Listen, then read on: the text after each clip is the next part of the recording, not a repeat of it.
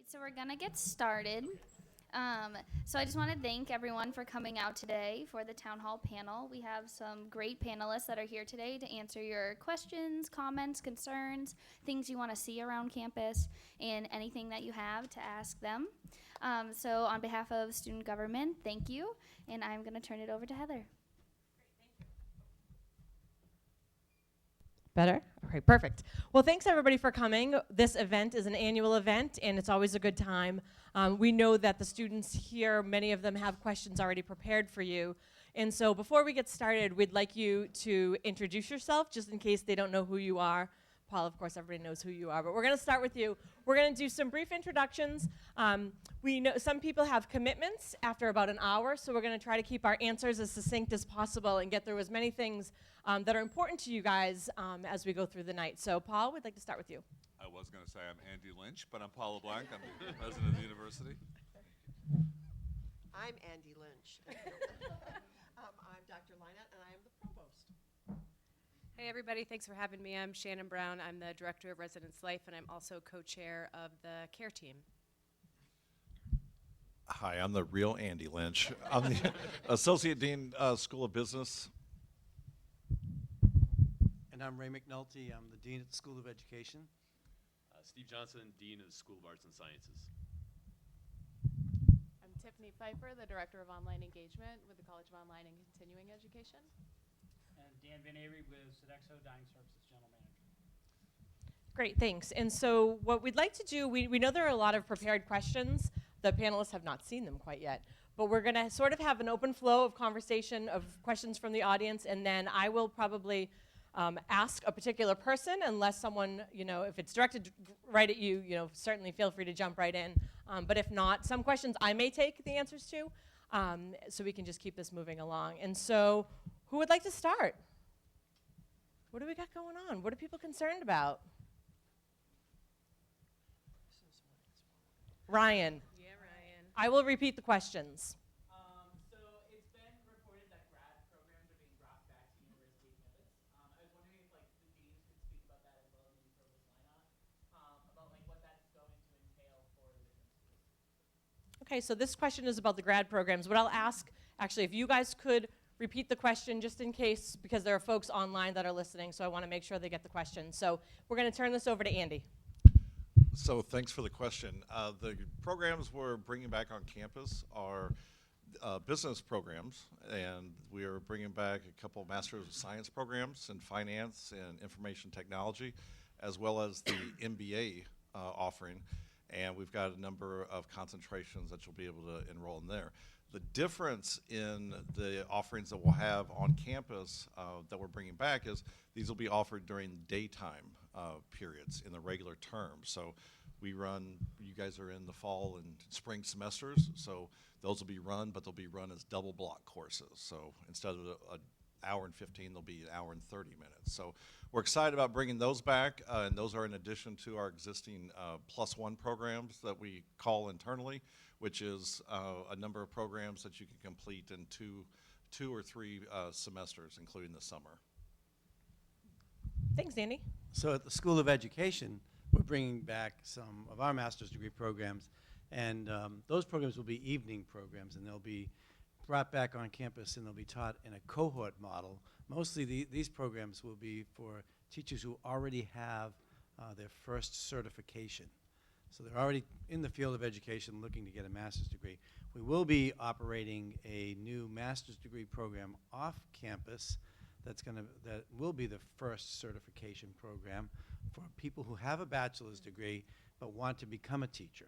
And that program will be housed in some of the schools in the area, and those students will actually spend a whole day in a school, and then their classes will be at the end of the workday. And they'll be working in a school, taking classes, and getting their first license. So that's exciting because we've always had, bachelor's degree, and we have a doctoral degree on campus, but we didn't have a master's degree. So it didn't make any sense. So now we have the whole chain, the whole string. Thanks. Next question. Yes.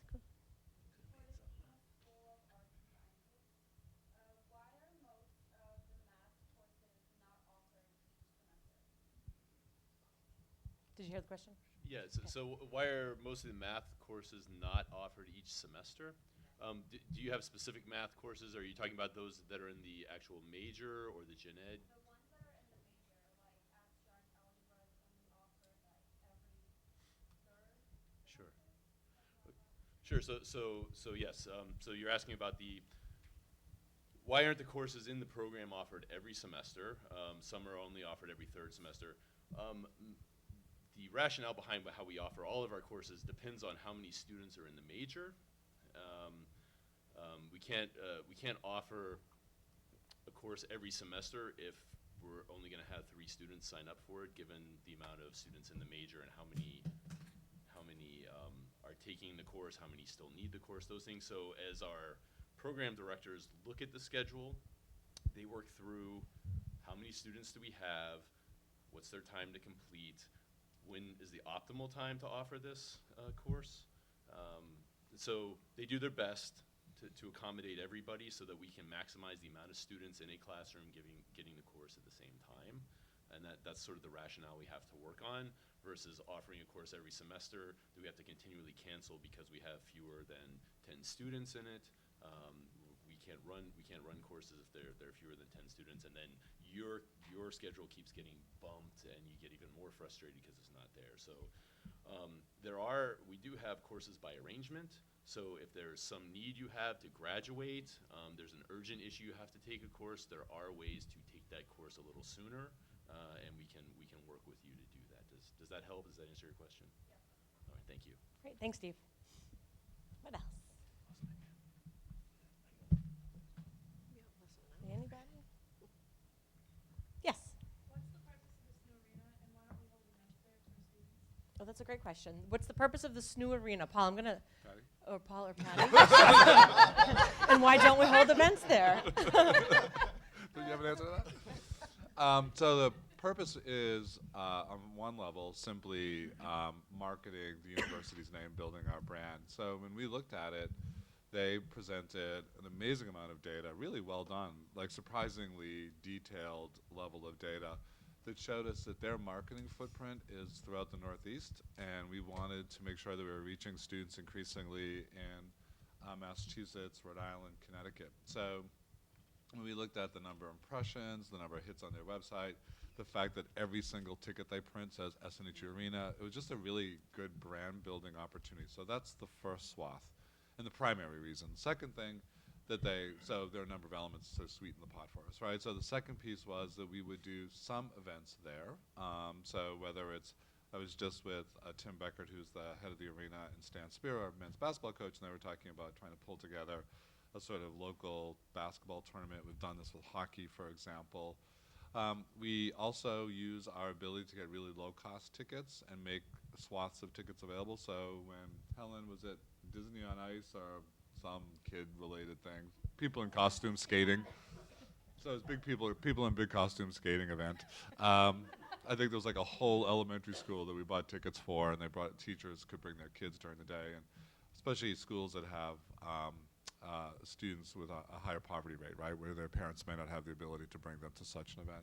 So we do a bit of that. Of course, it locks down our now 4 graduation or commencement ceremonies. So when you looked at the whole of the thing, it was a very good deal. I mean, I love the fact lots of local people think we bought it. We just bought the naming rights. It's just a naming thing. It's a brand building, you know. So we just took some of the dollars that we would have out of our marketing budget that we would have spent in other forms of marketing and shifted it over to that. Great, thank you. One of the questions that a student asked me before I entered the room, Shannon, pertains to your area of specialty, and people were wondering what are the things that are going to be in Kingston Hall, which is the new residence hall you see going up behind Stark. So if you could give us a couple sentence overview of what that building will look like. Sure. So it's going to be tall. It is actually the steel structure is almost complete for one wing, the long wing. So that is about as tall as it's going to get. And the short wing, which hasn't been built yet, on the other side, the whole first floor will be open to the community during the day, and there will be a designated classroom with an exterior entrance. There will be a 3-sided fireplace, which is gorgeous, and multi-purpose space, a few different multi-purpose spaces, a game room, a standing shuffleboard if I have my way, and staff offices, a small nod to the sandbox down on Elm Street. We've got a fun kind of multifunctional space, and a kitchen for the building, and I'm perhaps most excited about that. And then throughout the building, the rest of the floors, there will be more study space, common space. When I talk with students, they will often say, we just want more table space. We want to be able to go in a room and study together. We want a table to spread our stuff out, and it makes my heart very proud when I hear that. So we made sure to incorporate lots of that.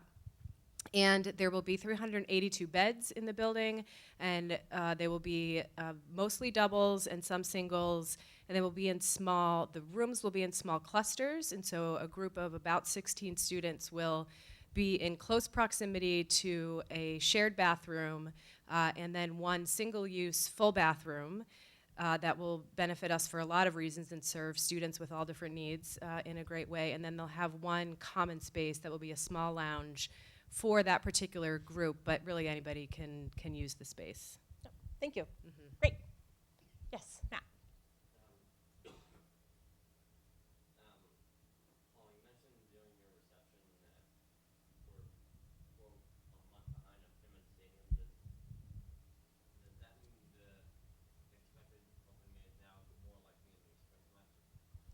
No, it was originally going to be, the ribbon cutting was October 14th. October, yep. And we're probably, what? In November, yeah. Sometime in November. Mid-November. And then it'll be up and running. Yeah, so not a huge delay. Next question. Yes. What in other campuses do you see that you wish SNHU had? This is a question for any of you. Andy raised his hand. I'm kind of scared. What do you see at other campuses that you wish SNHU had? You're asking us? That's almost presidential a question. helicopter. No. I don't know if anyone has That's that. almost a question I would pose back to the audience. Like, what are the things you may see at other campuses that we don't have? So I'm going to throw it right back at you. Is there anything? Yes, Ryan.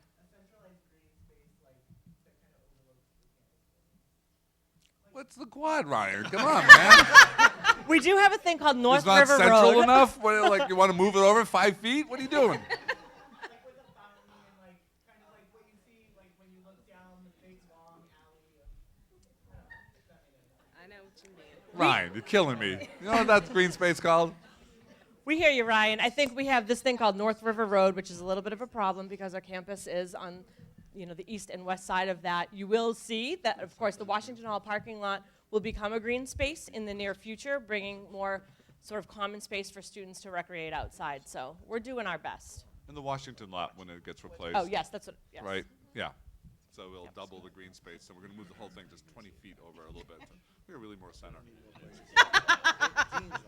Anything else you wish you had? Want to throw some things out? Yes.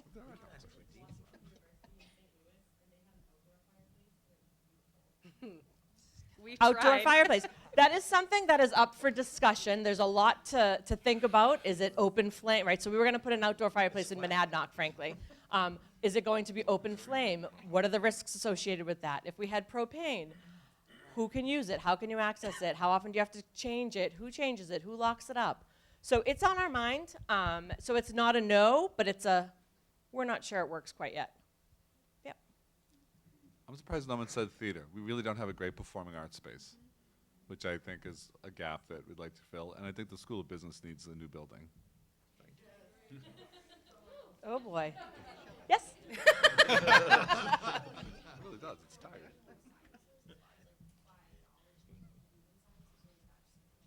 So will we be incorporating more sciences like biology and the human sciences?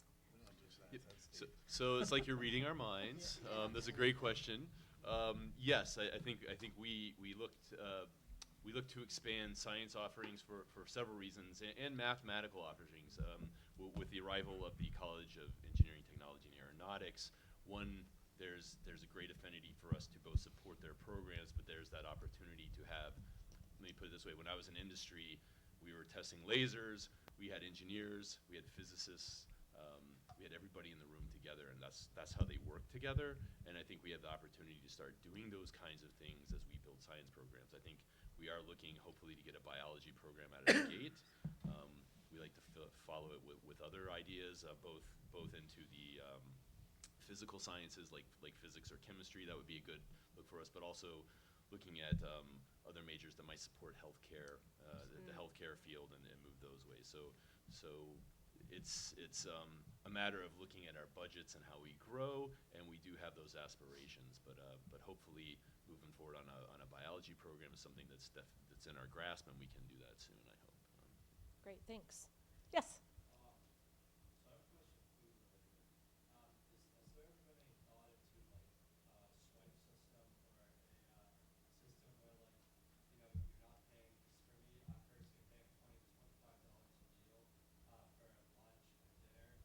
What are you eating? It's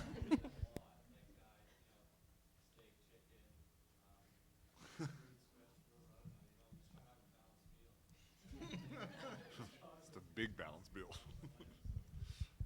Sure, Dan will speak to this and then I will speak to this. I'll give you some context. When we built the dining center many years ago, we took our students on tours for about 3 months to decide what type of facility we were going to build. Was it going to be the card swipe system, which is sort of like an a la carte, you swipe in once, you go and you eat whatever you want, or was it going to be a made-to-order system? And so after doing that, we visited schools all in the New England area for months, and overwhelmingly the student response was to absolutely not do the card swipe system. So I'm going to ask Dan to speak to the specificity of that. We've studied it often. We've studied sort of, should we change over to that? What would the benefits of that be? And there's a lot of things that speak to price. It doesn't actually save you money. The cost, the food quality is different, and the portions that you get are significantly different, and your options are different. So Dan, I don't know if you could speak more eloquently about it, but that was really sort of a student-led decision, but something that we revisit annually. So. Yeah, so the swipe system, as you know, is an all-you-can-eat system, but it's vastly different from what we currently serve. And in many meetings that I've had with other colleagues of mine, as they look at it, they actually are looking how they could switch to what we do, because the satisfaction of the food quality and the ability to serve like a surf and turf like tonight, we can do that for you. Where there, they can't do it because you have a central plate cost. So either way you go, you're sacrificing certain things. But through a lot of the research, a lot of the meetings we've had, this offers us more flexibility to offer a wider variety. And I can tell you, we have other presidents that have come to this university and said, how do we put that at their universities? So I think cost is also a really important factor, and I think it would be nice, Dan, if you could give a 1-minute overview. We made a significant change this year with the cost model, and I think that it's important to make sure everybody understands what that is, because that's connected, food costs are connected, meal plan costs. So the change in the meal plans. Oh, the change in meal plans. So a lot of what we did, and we made the change last year, and we continued to do it, was, and it was a big savings for the students and the families that come to Southern New Hampshire University. We made one semester mandatory, which is just the first semester of your freshman year, first semester here at Southern New Hampshire. And then every semester after that, you can select any plan you want. So the example would be, as a freshman, prior to that change, it would cost you $3,500 for the year for your meal plan. As of last year, you could select down to $2,800.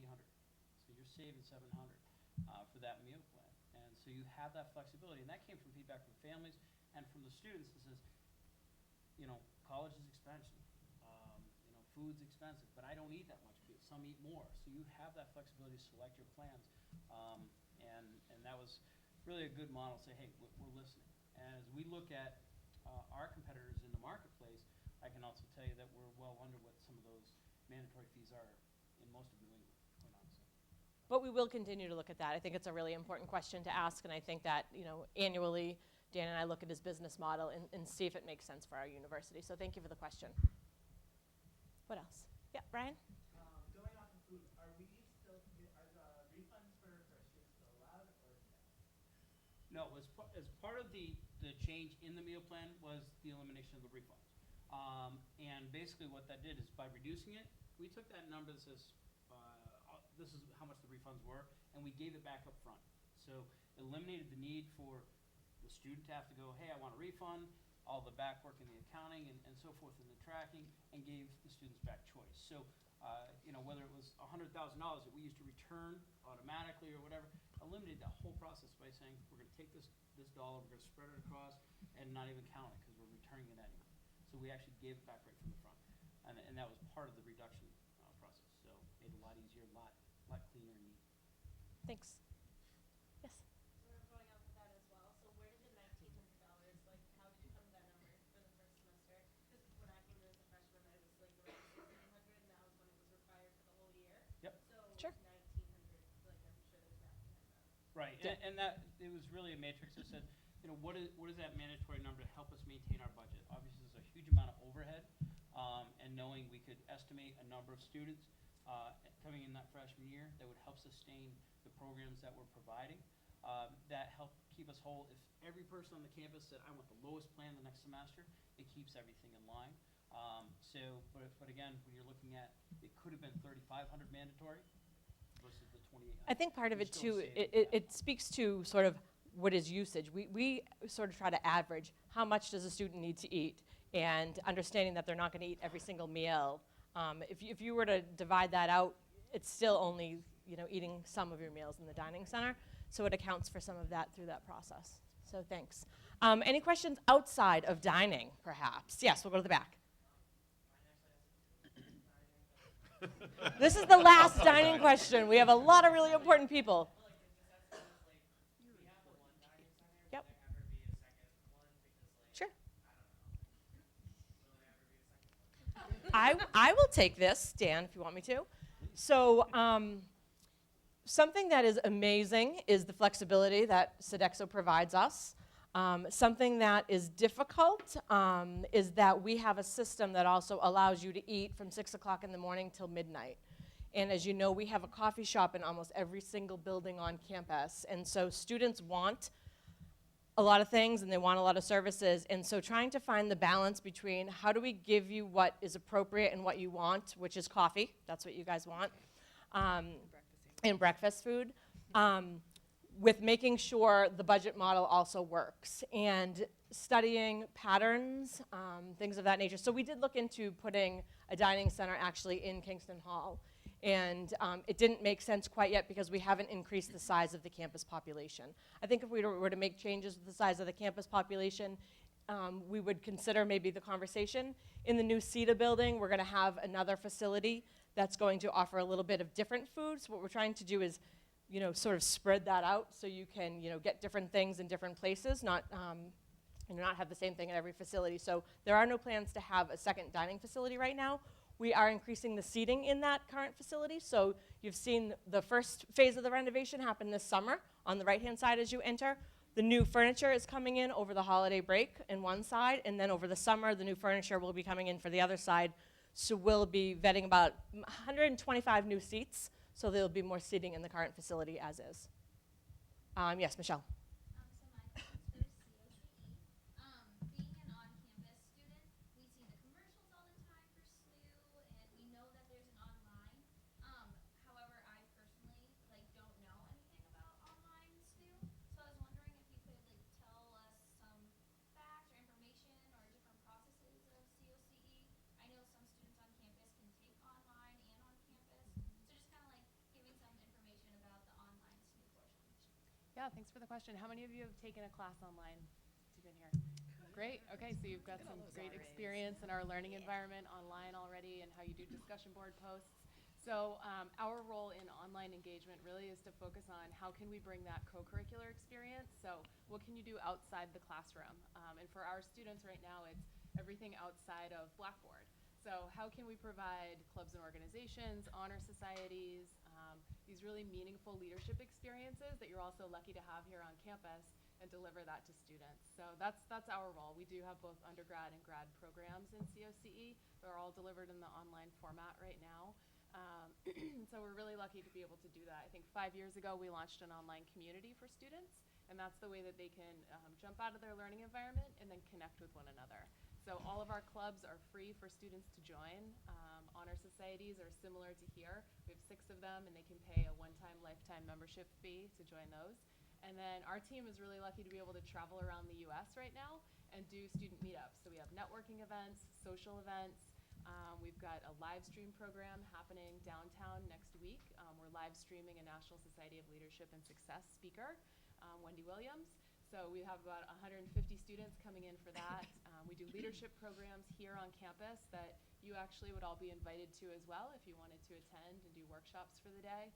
And really our goal is to make sure that we're building that sense of community. So how can we bring you together also with our online students and grow this large network of SNHU community? Someday you'll all graduate. We want you to stay connected even after graduation. I want to add a little bit about online because when we started to expand online, so now about 85,000 students served, one of the largest in the country among non-for-profit providers. And there was sometimes some grumbling and complaints on campus, like, everyone thinks we're just an online and they forget. So we worked really hard, Patty's team in marketing with the marketing team of online to really sort of be more coherent in the story we tell about the university and to make sure that we're showing the campus and reminding people, because the traditional campus confers a kind of legitimacy on the non-traditional programs as well. Those programs are not designed for people coming out of high school living on a traditional residential campus, even though many of you have taken courses. And we do want to make it easy for people to go back and forth. The typical online student is a 30-year-old, full-time job, kids, kind of stuck trying to get a degree that maybe they started and didn't finish, life got in the way. And it's really about sort of helping them get a better life. The nice thing that's happening now is that I think we're at a place in the national dialogue on higher education, highly respected, #1 in innovation, U.S. News and World Report. I was just at MIT recently speaking, and the schools that are in the room with us are MIT and Harvard and Stanford and Vanderbilt. And in fact, Elle, can I tell our story? No, I can. So, and when you're in those venues, you get to say, hey, I know this remarkable math student, and she really would love to come to MIT for a graduate school, and the professor, who is one of the deans, says, send her to me, we'll have coffee. And so, we're kind of in those conversations in ways that I think elevate both the school and elevate the university. And the other thing that happens now is that, of course, with the national footprint, if someone in this room decides, I really have always wanted to live in the West Coast, there's an alumni network in which to plug you. There are people, if you said, there was a great example of this where we had an alumni event in Los Angeles, and we had some guys there, and they wanted to be in the wine business, and there was someone who said, I work for one of the great wineries in Napa, here's my card, right? So part of what you should get with the university is not just the time you have here, but the value-added network of everyone who's walked through these doors, whether virtual doors or physical doors. And now we're plugging you into an alumni network of approaching 100,000 students. So think about, or alumni, excuse me, so think about what that looks like globally. It's really very powerful stuff. And it's a rare week when we don't have some other university visiting us. So today it was the University of Coventry in England, and when that's like, we'd love to do exchange and faculty and staff and students, and how can we work together? There's just examples of this constantly. And I think this is all, in the end, brings value to your degree, right? It's like when you walk into an interview and you're in Chicago and someone goes, oh, I know your school. And look, you'll still run into the occasional person who doesn't have a connection to New England and go, it's online. And that's an invitation. You get to say, oh no, let me tell you about my school, right? Like, don't take that as, oh shoot, like, no, that's an invitation to have a great conversation. So I think it's been a while since I've heard any of those grumbles of 5 and 6 years ago. I think we're in a much better place. And honestly, at the end of the day, the success of online is what's allowing us to make these massive investments into your experience here on the campus. That's what's paying for these new buildings. Great. Thanks, Paul. Yes?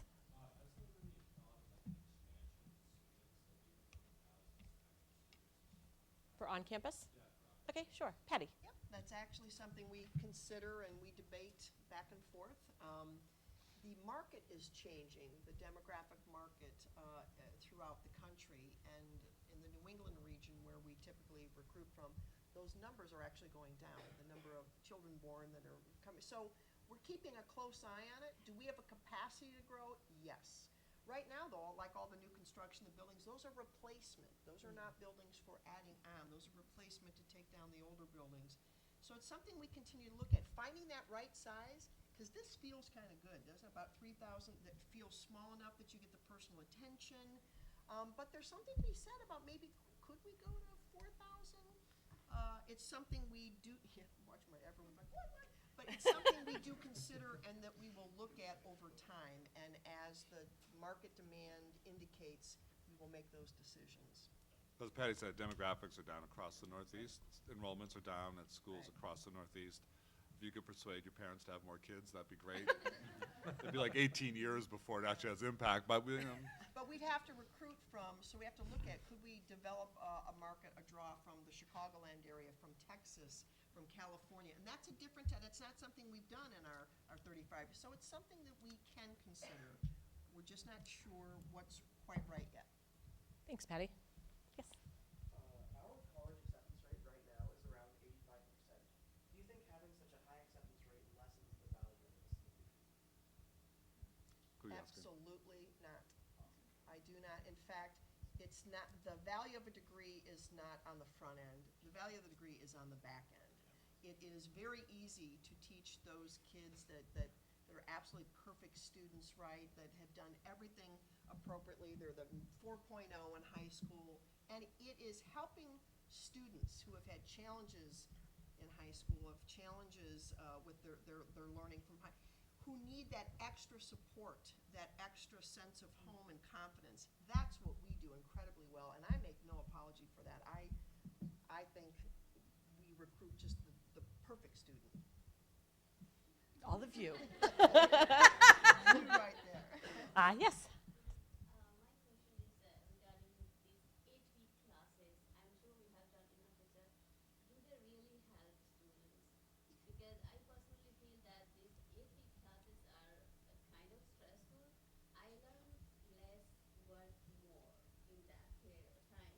So instead of having like accounting 1 and 2, 4 credit scores, like 8 weeks per class, why can't we like kind of combine 3 credits, 16 weeks long, and the student may be able to have that like benefit of that particular course? Sure. We'll ask Andy. Yeah, I'm the father of the 8-week course. That's right. Great question. Reason why, well, the term structure changed and gave us an opportunity to develop 8-week courses. And I guess we've been doing 8-week courses for 3 years? We're going into Fourth year. So fourth year. And the idea is, quite frankly, with some of our 16-week courses, we found out that we were wasting a lot of valuable student time and some actually money because we weren't being efficient with the time that we were given. What 8 weeks does for us is, instead of saying, hey, we're going to cover this textbook because there's 16 chapters in it, we're saying we need the student to know this, and we can do it pretty effectively in 8 weeks. What the challenge is, though, I think, is when you're surrounded by other students who are taking all 16-week classes, I can see how the contrast could be a little stressful, and we're continually looking at the classes and the content that's in it and how they're delivered. But I don't think that the 8 weeks term is going to go away, but I'm hoping that we're going to be doing a continually better job of improving that experience. So, and I can't speak for the other schools. School of Business is the first to really put a lot of the 8-week products out there, but we also see that with micro-credentials and some other opportunities out there that you're going to see a lot more of the 8-week opportunities out there, because it's the 16-week term. I'm not a historian. The 16-week term has been around for how many? Forever. So forever. And we kind of pride ourselves on, listen, is it about the time spent in the seat, or is it about what you can get from the time that we allow for that experience? And we think we're doing a good job, but it's definitely, we love the feedback on how we can improve those 8-week experiences. But I do think you're going to see a lot more of them maybe in your current career and the students that follow you. Did anybody want to? Yeah, I just want to add a piece to that, you know, I don't think, whether it's 16 weeks, 8 weeks, 20 weeks, we can't teach you everything you need to know. So the intent of really, you know, a university and taking courses is, you know, how can we change you to the point where you're becoming a learner and you can attack unknown information? Because really, whatever you're studying in accounting, I will guarantee you in 8 months, 10 months, or a year away, it will change, and you will have to learn something else. So it's about, you know, I think this experience is about you gaining the confidence to live in the world outside of the university and be a learner and know that you've gained enough of that experience. So you gain it by working with others in your study groups that you work with, because when you leave the university, you'll do that.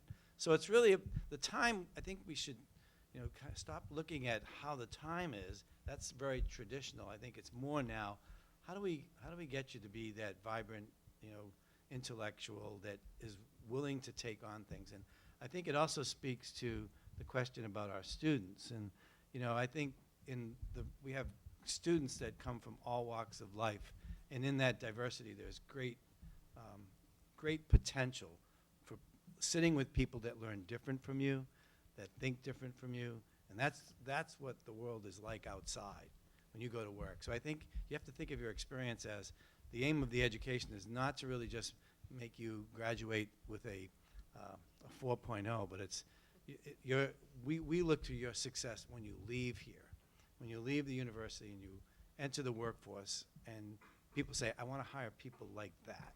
So that's really, I think, what it's about. Well said for the Dean of the School of Education. Yes.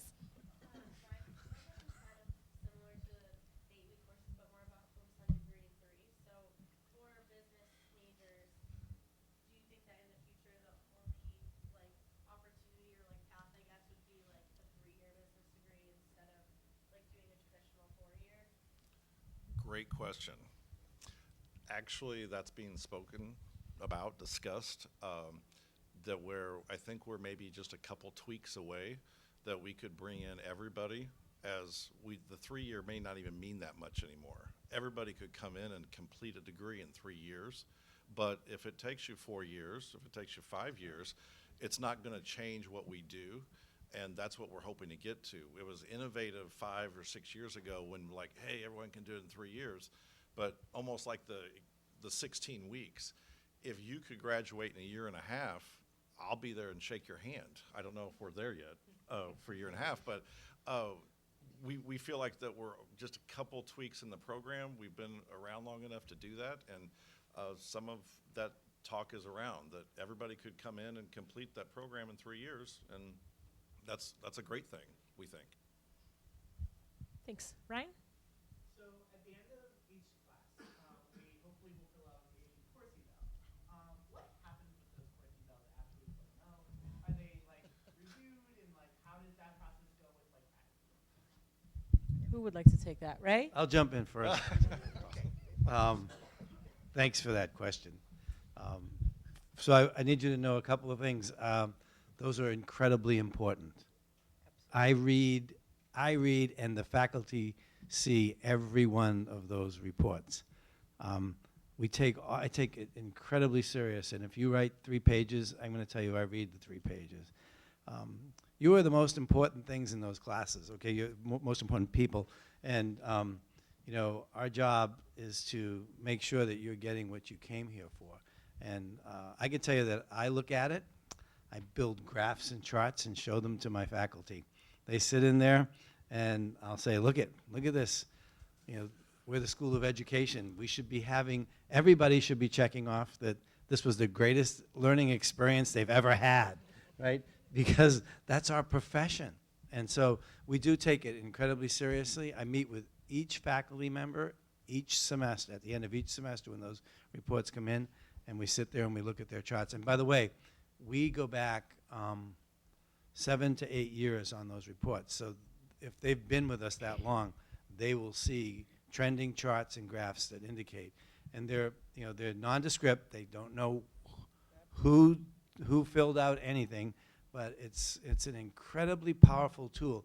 And I would really appreciate you taking the effort to make sure you do the right thing and complete that. I think it's incredibly helpful, I know, to the deans, and it's an important thing. If you ask faculty in the School of Ed, particularly, if you ask them if they've seen it, they'll shake their heads. They definitely have seen it. Steve, you want to comment? Sure. So one, I entirely agree with Ray that they're extremely important to us. Everyone is reviewed, and we look also at how our faculty adjust to your comments over time.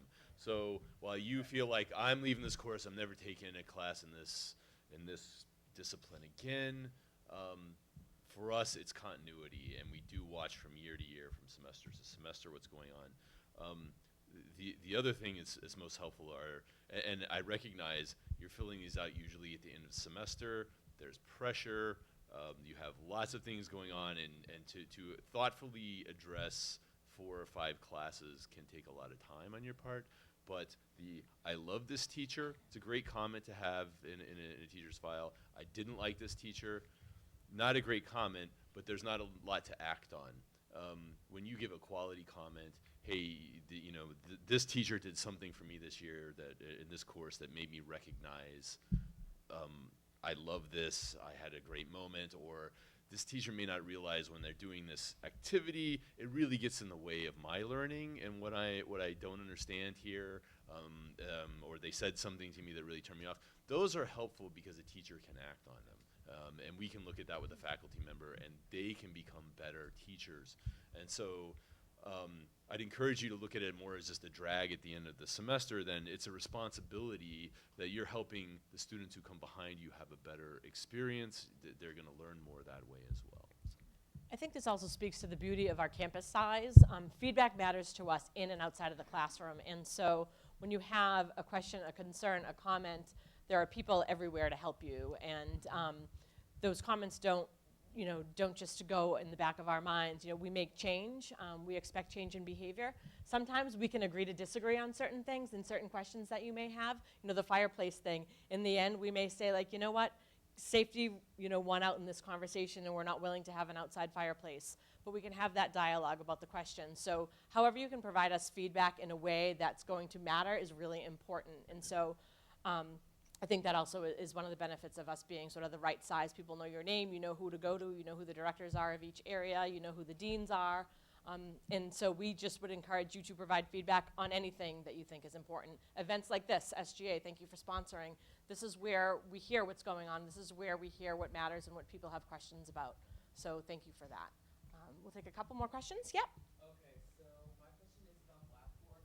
I overheard the teacher saying that it was a little outdated, and another thing about classwork, right, so I type all of my work up using Google, right, Docs, Slide, things like that, and they're not really incompatible. Well, do you know if there would ever be any incoming shifts from Microsoft to Google? We can just talk about it. I'm not the LMS specialist, but I'll jump in. They're both looking at me like, go ahead. Surprise! Blackboard is going away. This will be Right after you graduate. right after you. Yeah. Somebody broke it, and it's going away. There is going to be a major shift. The College of Online and Continuing Ed, COSE, is getting ready to make the big launch for grad, and then over the period of the next year and a half or so, over 18 months, there will be a transition, and we're moving to a system called Brightspace. It's incredibly friendly, thoughtful. It's a state-of-the-art. You have to remember that SNHU has been a leader in the learning management system, those systems, and took Blackboard was the benchmarked learning management system when it first came out. So it was kind of like the first Model T. We bought one, or the new Tesla 3. So now we're going to be moving, and it's going to take a little time, but it's being tested. Our friends at COSE are testing every little aspect of it, and it's going to create an amazing learning experience for all of you, much more friendly to uploading from many other, from Google and others, and I think it'll be really nice. And let me add something here. Because of our major online initiatives, I give you my word, we have perhaps one of the finest, most well-resourced IT departments of any university around. And when they do an implementation and a rollout, you can guarantee we are always just at the cutting edge. So we feel very comfortable about this, and we're absolutely certain it's going to be a better product for students, for faculty. You'll hear more about it as the rollout gets closer, too. Thank you. Great question. A few more. Yes? Yes.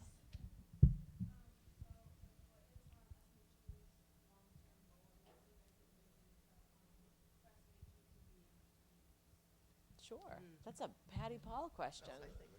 The question, in case you didn't hear it, what is the vision for SNHU? What do you think SNHU will look like in 10 or 20 years?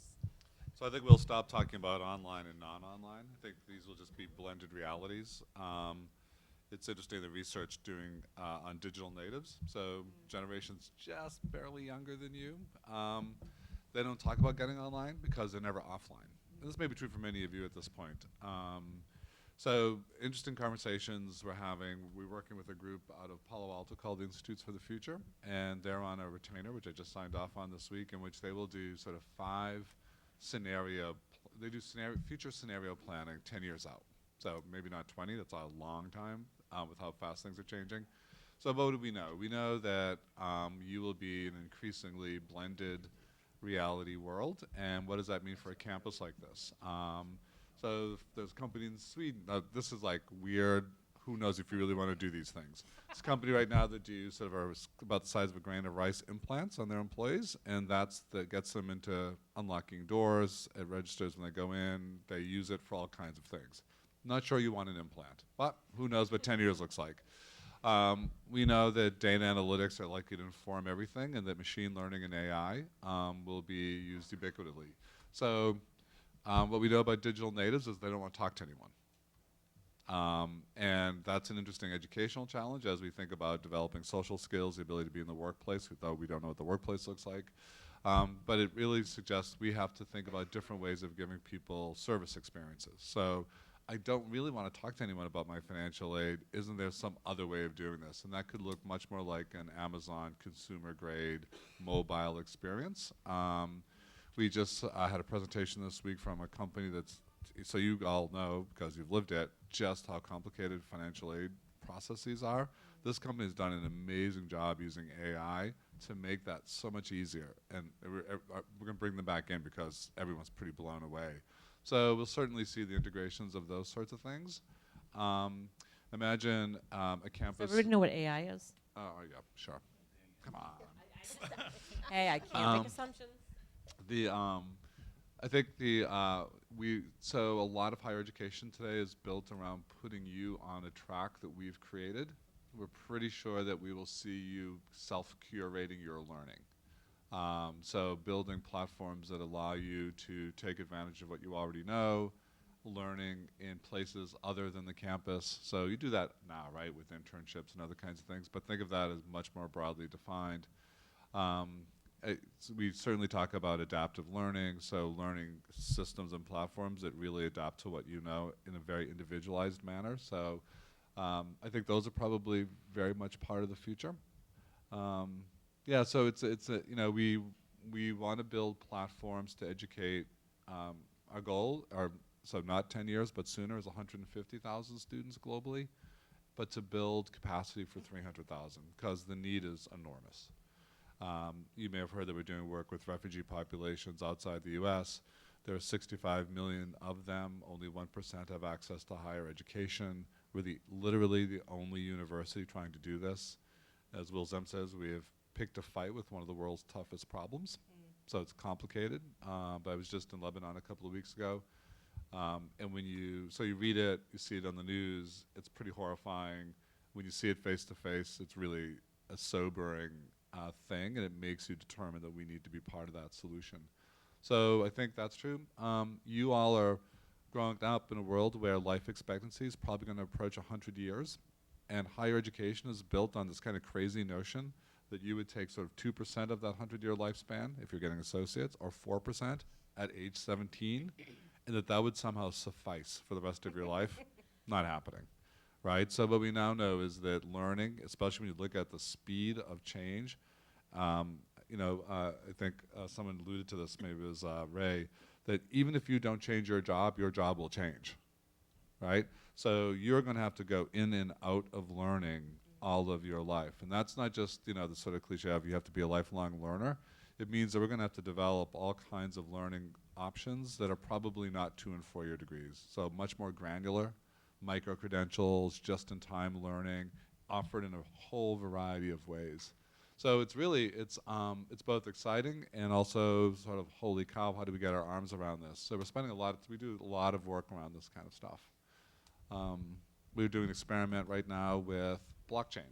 So the underlying technology for Bitcoin.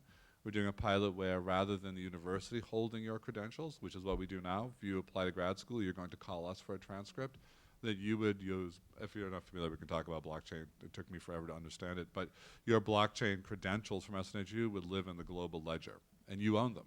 So you see the problem with this, if we don't have that kind of system, is that when we were in Lebanon, the refugee population there is full of doctors, lawyers, nurses, teachers, engineers. None of them can prove that because their credential lives in a place that's been blown up or not available to them. Imagine what their world would look like if they could, in the global virtual ledger, be able to pull their credentials in a way that's wholly reliable and trustworthy. So we're doing a pilot. We're doing a pilot in 2018 where we'll probably bring 25 students onto campus who will pay their room and board as you have, but do a much lower cost, competency-based version of their education that looks very different. We don't know if it'll work. This is just a test on efficacy. Like, can that work for this population where you get all the benefits of the kind of coming of age, living and learning on campus, but a very different, much lower cost educational model? Because we know that you're probably the last generation that will take on the level of debt that your generation has. There's an unwillingness and inability to pay what higher ed has charged historically. So we tend to lead the way in finding new alternative pathways, whether it's a 3-year program that takes the cost of your degree down by 25%, SNHU Advantage program, which takes it down by 40%, a CBE alternatives, et cetera. But I think this is going to be a critical one where we're being asked to take the lead. So there's a whole bunch of that's a really long answer to your short question. It will look so dramatically different than what it looks like to you today. That's the one thing I know for sure. It will not look like this. Good answer. Okay. We'll try to get someone who hasn't asked yet. Anyone? All right, then we'll go back around. Oh, yes, in the back.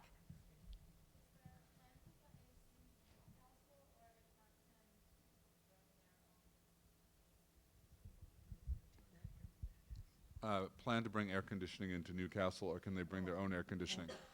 No, but we'll bring pets. Can we do pets? Paul, I really want to do pets. Stop talking, Paul. Stop talking, Oh, Paul. sorry.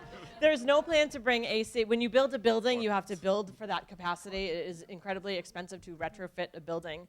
And we do know air conditioning is a hot topic. It's a hot topic in Monadnock Hall, those of you that live there. Kingston Hall will have air conditioning. Part of the cost, part of our thought process with air conditioning is about cost for you, knowing that we live in New England, and for the majority of your time in the halls, it's not sweltering hot. We know that most of you do not stay here during the summer anymore, and so we've been very purposeful opening the buildings in the summer that are air conditioned. So unfortunately, it would be incredibly expensive to retrofit Newcastle with air conditioning, but as we move forward and we build buildings that will be used during the summer, so Kingston Hall, the new one coming up, for example, will be our summer housing, and so that building will be air conditioned.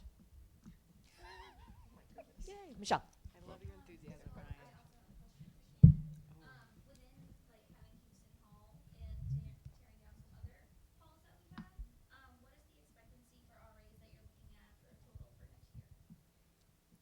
Michelle, that's a good question. I have not added the numbers up yet, but it's actually going to be somewhat similar. There's going to be 14 positions in Kingston, so there will be, I don't have to go into the details, there'll be 14 positions in Kingston, but it will be our largest staff on campus. I don't know that it's a match for the positions we're losing, but it will be very close. One of the things that Shannon and I are working on is sort of what does housing look like for us?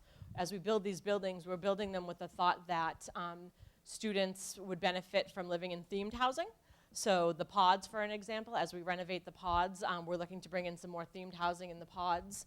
And as we build different things, you know, those are a lot of our different considerations. So who lives where? Also up for question. Where should our new students live? Should we have, you know, what kind of inclusive housing? What does that look like? You know, all that conversation is up for grabs. So if you have ideas, we definitely can't speak to the specificity. We're going to have, actually, Shannon and I are going to take a half-a-day retreat to really go through sort of who lives where, what does this look like, what is our staffing model, how do we make sure to serve our students in the best way possible. So if you guys have particular suggestions about living, learning communities or anything like that, make sure to hit Shannon up. Ryan? So in September, the debt crisis increased about $1.45 trillion. And you're talking about all these programs like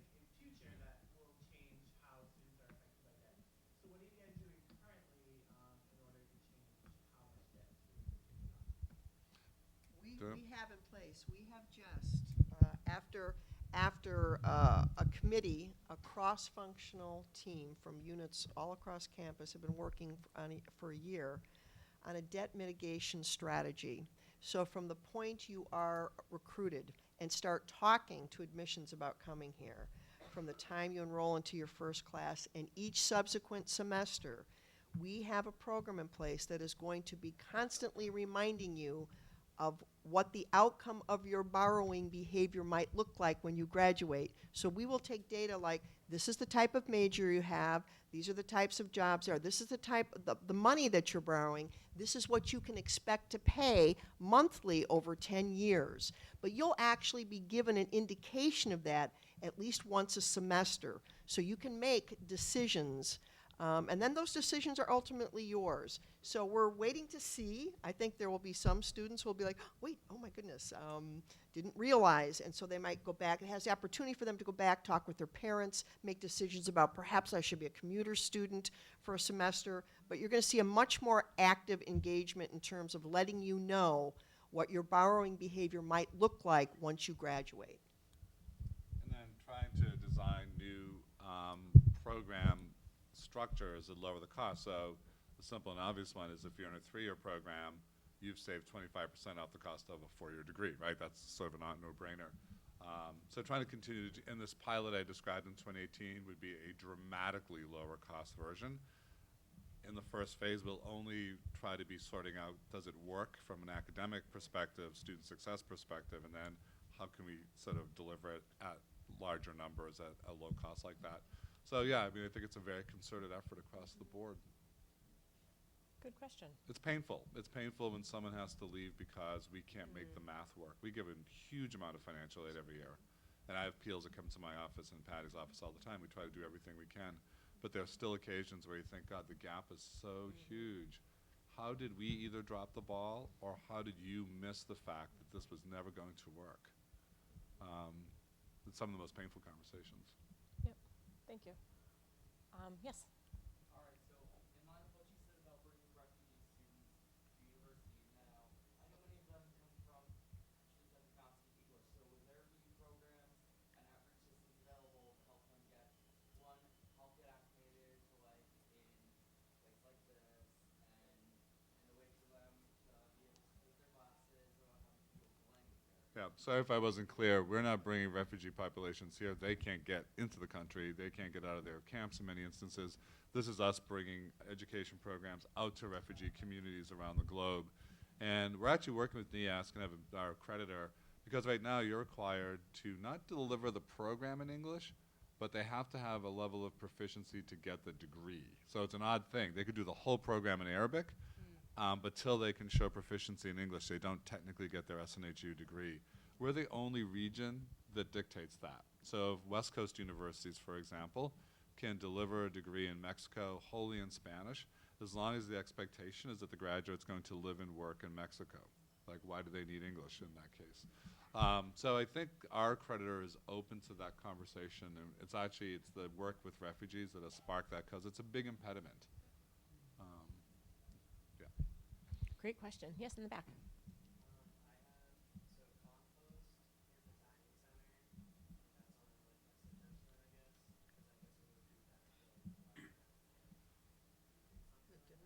Sure. Dan? Yeah. Go ahead. Sure. Actually, we already do compost. We compost 250 pounds of waste daily, and it is actually kind of cooked down and taken back to local farms to kind of complete that cycle. A lot of people don't know we do that, so we're doing that on a regular basis. That's pre-consumer waste. The post-consumer waste, we have very little post-consumer waste because of the program we run. If we were an all-you-can-eat program, the amount of wasted food triples. We've done away the waste program the last couple of years during an entire meal period, and it's actually around 110 pounds of waste, which is very, very small for the amount of amount of students that we serve on a daily basis. Composting is a very complicated process when you start talking about pests and moving things around and so forth, but we found that the best way currently is to do what we're doing. We're always looking at new avenues that will kind of hit all the marks. But honestly, the sanitation piece with composting tends to be the biggest challenge. How we handle it, who's gonna pick it up and all those things. We don't have a lot of that readily available, because a lot of times it's take the garbage, set it out back, wait for somebody to pick it up. And that's not always the best solution. But we are always working towards those things, recycling programs and composting. We're going to take some more questions. Some of the panelists have to leave shortly, but there are a few questions left, so let's you. Yes. To be environmentally friendly in the dining facility, why can't we have real silverware and dispose of all the plasticware and That's a very good question. Sure. that are generating a lot of waste that really doesn't, it can't compost, it's expensive to get rid of, it's not good for the environment when they do get rid of it. Why, if we have dishwashing facilities, why aren't we not using at least real silverware? Sure. Well, the real silverware question is one that we go back, I know Heather and I talk about every year, and it's certainly something we can explore again. The challenge is, and always my question back, because I get this comment on the comment board often, is would you rather, which one's worse for the environment, the plastic or when they throw away, or when customers throw away the silverware, which is what happens. So there's a huge amount of cost to replacing silverware. Yes. Okay? That doesn't break down any more than the plastic. Okay?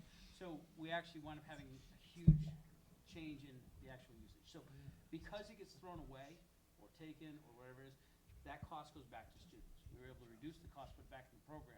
So from an environmental impact, it's almost neutral because of the amount that is, and you would not believe the amount, I'm talking like 12 dozen a day that I take out. It's extremely expensive when we were doing it. Something we can look at, but we need to have, it's a communal problem more than anything. That's something we'd love your help with. That's another Yeah. thing. It happens with plates and bowls and silverware. Dozens and dozens per day we're taking out of the trash barrels. So that cost goes back to students. So if any of you have any amazing ideas about how we can, campaign to work on this, let's take a couple questions. Paul, if you need to sneak out or other people need to head out, that's okay. This is really great. The questions are amazing, and I'm really proud of all of your questions. Yes? What is the purpose of requiring students to declare an academic cluster? As part of Gen Ed, as part of the Gen Ed clusters? Well, general education has been quite, you're looking like you're really ready to go. General education, we're trying to have common themes of understanding that all students can choose from as part of their academic experience. Being a SNHU student, there should be some common theme experience that kind of designates who we are as a community. Steve, I gotta give this to you because you look like you are so on top no of worries. this. No worries. I think the intent of the cluster idea is to help put students in a topical area where you can take some courses in different disciplines and pull together similar kinds of ideas. I think there's also a recognition that may not be as explicitly structured as it needs to be, and that it may not be entirely relevant. I do know we have a Gen Ed committee that's led by our faculty. They're currently re-looking at Gen Ed and how those clusters work and if they are relevant. So I think the question you're asking is quite pertinent. We're not quite sure either as we get into it.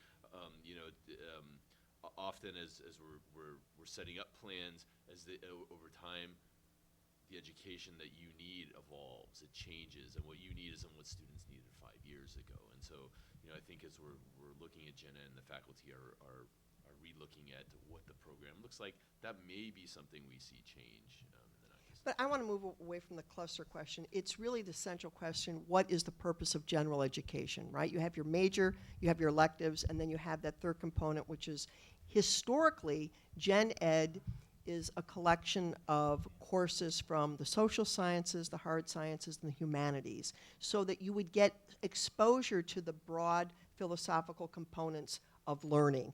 That's changing over time, and Gen Ed is changing at all universities. But every university, one of the historical traditions is that you are required, a baccalaureate degree is composed of those three chunks. And over time, Gen Ed has evolved tremendously. The clusters is a new approach that our Gen Ed committee is attempting to use to bring that experience to students. Very classically grounded in the tradition of higher ed. Thanks, Patty. All right, let's see. Any new folks? We'll take. I'm not ignoring you, Ryan, I promise. Yes. Mine is kind of for like res life and dining services. Has there ever been thought about having like actual gardens on campus where we grow like fruits and vegetables and stuff, like near the dorms? So we did have We we had a did, community garden, and it had more. If you think about when you're here, it was better, more fully used by faculty and staff. It was sort of designed for those who lived in apartments and didn't have any yard, but who liked to garden, have access to fresh fruits. And we also set aside some of it for local community members. So we had people using it then. And then Gustafson got built. So that was where the garden was. So we could return to that. I just don't know that, I wouldn't say that it had enormous use from faculty. We had some and they liked it. Interestingly, they were some of the worst gardening I've ever seen, but it was kind of wild. So people, have various levels of engagement with their weeding, I guess. But that's not up to me. We could revisit that question. Yep, sure. And when I've seen it work, it's been where there's been a student organization that is committed to doing the work and committed to being around in the summer months. Yep, absolutely. Richie. Going off of that, are there any newer green initiatives on campus? Any going into the future, any ways that we could be doing more than we already are? Kingston will be LEED certified. I can't remember which level we're at yet, but the two construction projects I've been on with Heather, we've tried to determine cost of LEED certification and the different levels. So there will be some LEED elements in Kingston. Yeah, it's interesting too about LEED because there was a time when everybody would sort of proclaim their LEED buildings, but now that technology and that engineering approach to sustainability has now become so mainstream that it's just kind of built in now. It's like architectural firms that used to come visit us and present would make a big deal about their LEEDs trained architect or their environmentally specialized architect. It's like, no, this is just kind of how you build today in the world in which we find ourselves. So I would say, generally speaking, when you look at our building program, it's sort of pervasive at that level. We still go back and forth, and I still love solar panels. I think I'm the only one on campus who does, so they keep shooting me down. But I do think, we had a plan by Martins Ferry Corner, looking at a massive, so if where the Martins Ferry Corner is, right by the business school, we own land on the other side of the corner, and we did have plans for a massive solar field. But again, you do the economics and say, look, we could do it, and it would make us feel good, but if you look at other places to spend money, it might have actually a bigger environmental impact. And I'll give you a real simple example. When we built ACC, LEEDs is based on points. You get points for all kinds of things, how you orient the building to the sun, et cetera. And we could still get let's say 7 points if we put in bike racks and a locker room with men and women showers. So people could bike, get sweaty, go in and change their work clothes. That's great. We're in New Hampshire. So not a lot of biking for much of the work year. And we could take that same money, and what we did instead is we retrofitted just tons of plumbing fixtures with low flow units, shower heads, toilets, sinks, et cetera. If you looked at the environmental impact, it was much greater, less sexy than to be able to say, oh, we have this LEEDs building. But that was, I think, a reasonable trade-off to make. So we do this all the time. Great. I think we'll do one last question, Ryan. This is big time. This better matter. You're finishing with a waste question? Yeah. Ryan, this is your big time finale, man? This is one It's chance, your killing me. finale. Particularly, I was here over the summer, and I would walk between Greeley and Windsor because I was doing rounds. Throughout the course of the night, I would see a lot of buildings don't have. Windsor's over there. Yeah, Greeley back by West Side Apartments, and then Hampton's on the other side. But either way, so a lot of the buildings don't have motion sensors built in. Like I would go to the dining center, and it would be 11 p.m. at night, and there'd be no one there because we closed down maybe during the night, and all the TVs would be on and lights would be on as well as the library. And then we also just don't have we have a lot of flat roofs, and we could have plants on top of the roofs in order to conserve heat and cooling energy, as well